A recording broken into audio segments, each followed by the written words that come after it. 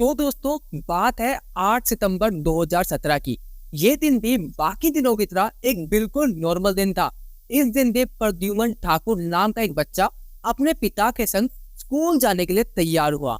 उसके स्कूल का नाम रेयान इंटरनेशनल पब्लिक स्कूल है, जो कि गुड़गांव में है। वो अपने पिता के संग अपने स्कूल के लिए निकला और उसके पिता स्कूल के एंट्री गेट पर अपने बच्चे को छोड़कर वापिस अपने घर की ओर चल दिए। उन माता पिता को ये नहीं पता था कि जिस बच्चे को वो स्कूल में पढ़ने व खेल कूद करने के लिए छोड़कर आए हैं, वो बच्चा कभी घर वापस लौट कर नहीं आएगा।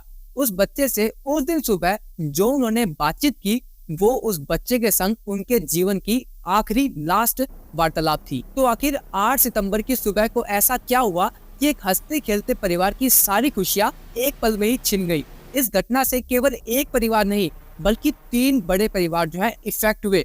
और इस घटना में, इस पूरी केस स्टडी में इतने बड़े बड़े टर्निंग पॉइंट आएंगे जिसे देखकर सुनकर आप भी पूरे हैरान होने वाले हैं। तो इस वीडियो में इसी के बारे में बातचीत करने वाले, पूरी केस स्टडी डिस्कस करेंगे जिसका नाम है प्रद्युमन हत्याकांड। तो दोस्तों वीडियो में लास्ट तक बने रहना और ऐसी केस स्टडी जानने के लिए हमारे चैनल को सब्सक्राइब करके बेल नोटिफिकेशन आइकन को प्रेस कर लीजिएगा। तो बात करते हैं आखिर प्रद्युमन की हत्या हुई कैसे थी। तो रेयान इंटरनेशनल पब्लिक स्कूल में 7 साल के प्रद्युमन ठाकुर की काफी बेरहमी से हत्या कर दी गई। यह हत्या उस दिन सुबह को हुई जब सारे बच्चों का पेपर चल रहा था। उसी दौरान किसी ने बाथरूम के अंदर प्रद्युमन का गला काटकर उसकी बॉडी को वहीं छोड़ दिया था और उसकी बॉडी भी वहीं बाथरूम में पड़ी पाई गई थी। और इस घटना के बाद पुलिस ने अपनी कार्रवाई स्टार्ट कर दी और इसके बाद जो सबसे पहला शक गया वो गया रेयान इंटरनेशनल पब्लिक स्कूल के बस कंडक्टर पे, और उसका नाम था अशोक। और पुलिस ने उस अशोक को ही हत्या के जुर्म में गिरफ्तार भी कर लिया, दोषी मानकर। और जब पुलिस ने उसको गिरफ्तार किया तो उसके बाद न्यूज चैनल्स पर कुछ ऐसी न्यूज भी आने लगी थी कि अशोक ने इस बात को कबूल कर लिया है कि उसने ही प्रद्युमन की हत्या की है। और इसके बाद सभी लोग भी यही मानने लगे थे कि प्रद्युमन की हत्या उस अशोक नाम के कंडक्टर ने की है। तो क्या सच में अशोक ने ही प्रद्युमन की हत्या की थी? दरअसल अशोक ने प्रद्युमन की हत्या के पीछे का कारण बताते हुए बोला कि वो उसका दिमाग खराब हो गया था और वो स्कूल के टॉयलेट में घुसकर कुछ काम करना चाहता था, लेकिन उसी दौरान वो बच्चा भी बाथरूम में घुस आया। उस बच्चे को देखकर अशोक ने उसे अपनी ओर खींचा, लेकिन उसके विरोध में बच्चा जो है शोर मचाने लग गया और इसी कारण उस बच्चे का गला काटकर अशोक ने उसे मार दिया। तो दोस्तों ऐसी कंडीशन में आपको भी यही लग रहा होगा कि अशोक के द्वारा अपना जुर्म कबूल करने के बाद ये कुत्ती सोल्व हो गई होगी, ये केस जो बिल्कुल सोल्व हो गया होगा आसानी से। लेकिन बड़ा ट्विस्ट तब आता है जब हरियाणा पुलिस अशोक को ही इस पूरी घटना का मेन हत्यारा मान रही थी। तो उसी दौरान प्रद्युमन के पिता वरुण ठाकुर ने अशोक को अपने बेटे का हत्यारा मानने से ही इनकार कर दिया। उनका कहना था कि उनके बेटे की हत्या करने वाला मेन मुजरिम अशोक नहीं है बल्कि स्कूल है। दोस्तों वरुण ठाकुर ने कहा कि जो स्कूल है वो उनके बेटे के मेन हत्यारे को बचा रही है और छुपा रही है। और ऐसी कंडीशन में वरुण ठाकुर ने इस केस के लिए सीबीआई जांच की मांग की। तो अब आप सोच रहे होंगे कि प्रद्युमन के माता पिता ने अशोक को अपना मेन मुजरिम मानने से इनकार क्यों कर दिया, क्योंकि पुलिस इन्वेस्टिगेशन में साफ कर दिया गया था कि अशोक ही मेन कल्प्रिट है। लेकिन अशोक के पिता ने इसका भी रीजन बताया। उन्होंने बोला कि जो बस कंडक्टर अशोक है वो उनके बेटे को जानता तक नहीं है। और इसी के साथ उन्होंने बताया कि प्रद्युमन कभी बस से ट्रैवल करके स्कूल ही नहीं गया, बल्कि वो अपने बेटे को खुद ही स्कूल छोड़कर आते थे। और इसी के साथ कंडक्टर की और उसके बच्चे की कोई भी जान पहचान नहीं थी। और जो बस कंडक्टर है वो खुद ही बहुत ही कम समय पहले, या 2 या 3 महीने पहले ही स्कूल के बस कंडक्टर की नौकरी उसको मिली थी और वो ज्वाइन हुआ था।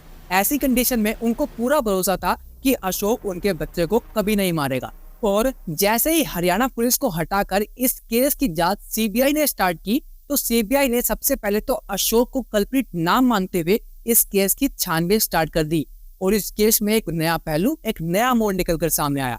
सीबीआई ने अपनी इन्वेस्टिगेशन के खत्म करने के बाद ये बताया कि इस घटना का जो मेन कल्प्रिट है वो उसी स्कूल का 11वीं क्लास का एक 16 साल का बच्चा है और उसी ने ही प्रद्युमन की हत्या की थी। सीबीआई की शुरुआती छानबीन को माने तो एक सीनियर छात्र ने पीटीएम और एग्जाम को टलवाने के लिए जानबूझकर प्रद्युमन की हत्या कर दी, जिसे वो जानता तक नहीं था।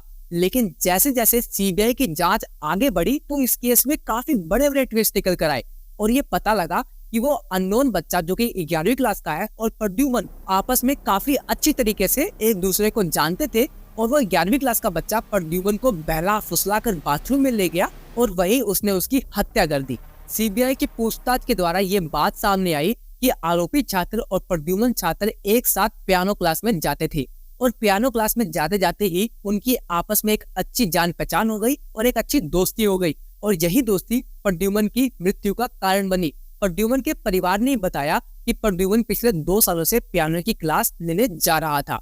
काउंसलिंग के दौरान आरोपी छात्र ने जुवेनाइल जस्टिस बोर्ड को बताया कि वो 8 सितंबर की सुबह को स्कूल गया, क्लासरूम में अपना बैग रखा और सोना मार्केट से खरीदा हुआ चाकू लेकर ग्राउंड फ्लोर पर चला गया। आरोपी छात्र प्रद्युमन को काफी अच्छे तरीके से जानता था, इसलिए उसे बहला फुसलाकर बाथरूम ले जाने में प्रद्युमन को ज्यादा परेशानी नहीं हुई और बाथरूम में जाने के बाद प्रद्युमन का उसने गला घोटना स्टार्ट कर दिया। गला देने के बाद प्रद्युमन ने वहां पर खून की उल्टी की और अचानक से वो चाकू के ऊपर गिर गया, जिसके कारण प्रद्युमन को एक गहरी चोट लगी और यही चोट प्रद्युमन की मृत्यु का कारण भी बनी थी। आरोपी ने बताया कि प्रद्युमन ने अपने पीठ पर अपना बैग टांग रखा था, जिसने आरोपी के लिए उसका एक कवच का काम किया, जिसके कारण किसी भी तरह का खून का छींटा आरोपी की शर्ट पर नहीं लगा और इसके बाद आरोपी ने बाथरूम में ही प्रद्युमन की बॉडी और वो चाकू छोड़कर बाहर निकला और माली और टीचर्स को बताया कि यहाँ पर कुछ पड़ा हुआ है। इसके अलावा जुवेनाइल जस्टिस बोर्ड को सीनियर छात्र ने बताया कि उसने पीटीएम और एग्जाम को टलवाने के लिए ही इस घटना को अंजाम दिया था और इसी के साथ जहां ये सीनियर छात्र एक और अरेस्ट हुआ तो वहीं दूसरी ओर वो बस ड्राइवर अशोक ने भी अपना पूरा बयान कोर्ट के अंदर बदल दिया और अपने आप को निर्दोष बता डाला। और यही नहीं, उसने पुलिस के ऊपर भी इल्जाम डाला कि पुलिस ने ही उससे जोर जबरन इस जुर्म को कबूल करवाने के लिए प्रेशर डाला था।